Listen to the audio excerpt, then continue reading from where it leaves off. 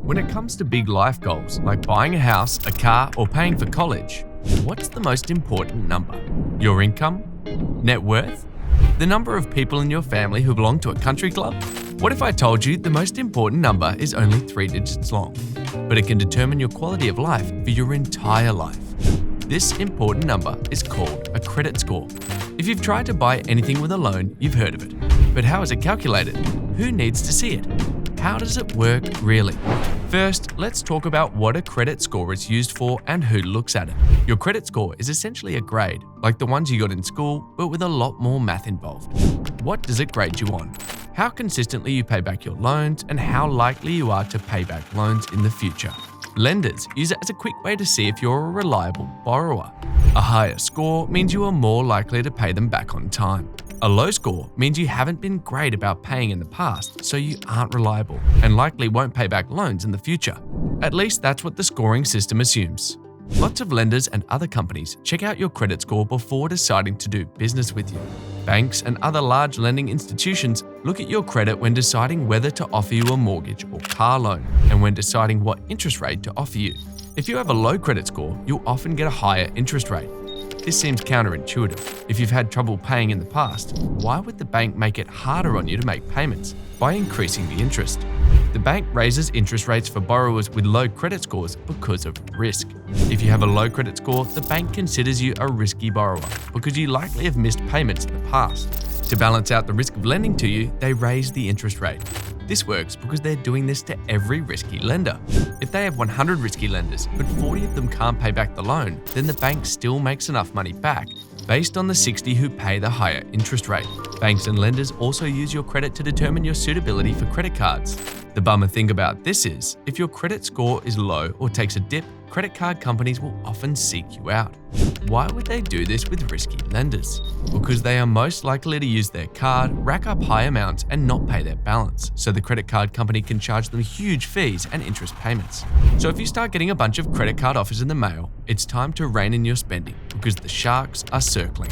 Basically, all loan providers will look at your credit score, but other companies do as well, even when they're not providing a loan, but are instead selling you a large product. Landlords will check your credit score before letting you sign a lease.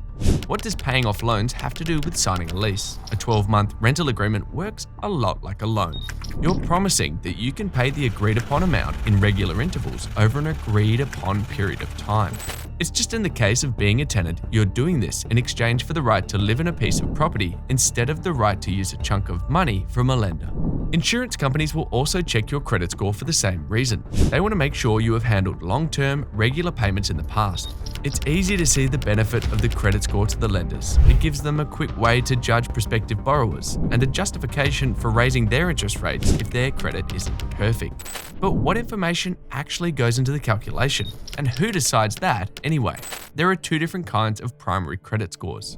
There are many credit score calculations and providers, but these are the 2 used most often by lenders. These 2 main types are the FICO score and Vantage score. They're both calculated by the 3 major credit bureaus, aka the people who make their money stalking all of our purchasing habits. The major credit bureaus are Equifax, Experian, and TransUnion. They track your information and calculate the scores. So when a bank wants to know your credit score, they ask one of these companies, and they ask for either the FICO or the Vantage score. Let's start with the FICO, which is the most popular. How is it calculated? Actually, no one knows the details, except for one company. The Fair Isaac Corporation, who developed the modern credit score in the 1800s, thanks a lot you guys, creates a formula, turns it into software, and sells it to credit bureaus. Then the credit bureaus plug your information into their software and share it with lenders. It's like the Coke formula. The credit bureaus pour it into the bottle, but the exact amount of sugar is a secret. What makes it even more complicated is that the Fair Isaac Corporation, or FICO, can change the formula anytime they want. Right now, they're on version 10, although no one really uses that yet. Different kinds of lenders will use different versions, so it's almost impossible to tell which calculation will be used by your lender. FICO may not be willing to release the nitty-gritty details of their formula, but they have shared what factors feed into it. The most important data in your FICO credit score is your payment history. It accounts for 35% of your score. Paying on time every time increases your score more than anything else. Missing payments will dock you a lot of points fast. If you have a score in the 700s, just one late payment could drop it 60 to 80 points. If your score is in the 600s, one late payment could drop it 20 to 40 points. So what should you do if you can't pay all of your bills? To have the smallest hit to your credit score, pay things like cell phone bills late instead of your credit card, car loan, or mortgage. The first thing you should pay should be your mortgage, as that has the biggest impact. To make sure you don't miss payments on accident, set up autopay. You don't want to lose points because of absent-mindedness. The next most important category is amounts owed. This accounts for 30% of your FICO score. Basically, the more you owe, the less promising you look to future lenders. This is why even if you have a perfect payment history, taking out a new mortgage will push down your credit score. Suddenly, you have $700,000 in loans. Optimally, you'll have less than 10% of your credit card limit utilized. That means that of all the credit you could use, from your credit cards to your mortgage and other loans, you only owe 10%. You might think that means if you want to take out a large loan like a mortgage, you should pay everything off to raise your score.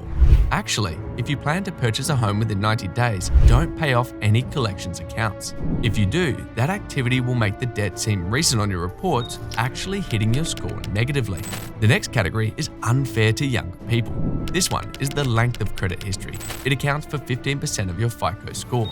Luckily, this is not as important as the other categories, but it means that if you have teenagers, help them set up a credit card and put their student loans in their name, even if you pay it off for them. This will help them start building credit and developing good money habits, if you teach them to be smart about it.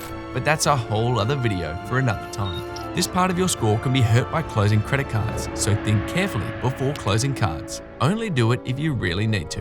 The next category is new credit accounts, which accounts for 10% of your score. Basically, this category dings you for taking out new loans. There's a bit of yin and yang here.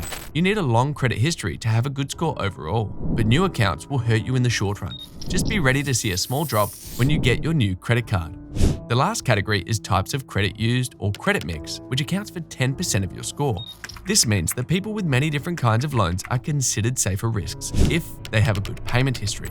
To improve this part of your score, you need a mix of 3 categories: revolving, installment, and mortgage loans. Revolving accounts are things like credit cards, where you take some money, pay some off, back and forth over time. Store credit accounts work as well. Installment loans are things like car loans and payday loans, where you receive a lump sum and then pay it back with interest over time. Mortgages, as you probably know, are loans for property. Having a mix of all 3 can improve your score if you pay your bills on time. You may have heard that credit inquiries also hurt your score. This is true, but they don't have a massive impact. In fact, one hard inquiry will only hurt your score up to 3 points. However, if you have multiple inquiries within the same week for different kinds of loans, you'll see a much bigger hit. So avoid taking out many loans at the same time. The hit to your score isn't worth it. Space it out over months or years if you can. How is the Vantage score different? It isn't very different, as the same factors go into the score. However, because they value length of credit history more than most of the other factors, except for payment history. Not many companies use the Vantage score. Credit Karma and some credit card companies use it. This is why you may see a different score from Credit Karma than you're seeing from, say, your banking app, which likely uses FICO. If you want to take more control of your score, it starts with close monitoring. Check freecreditreport.com to get a free credit report once a year without a hit to your credit score. The credit bureaus also often offer monitoring and advice on how to improve your score. Your bank may also have an option to monitor your score. If your score is so bad that nobody wants to lend to you, there is still one thing you can do to improve it. Take out a secure credit card from a credit union. By using that card responsibly, you can build your score back up. If this all feels like it's rigged in the lender's favor, it is. Everything about the banking system is set up in the bank's favor, but you can take advantage of it. Click this video to find out how.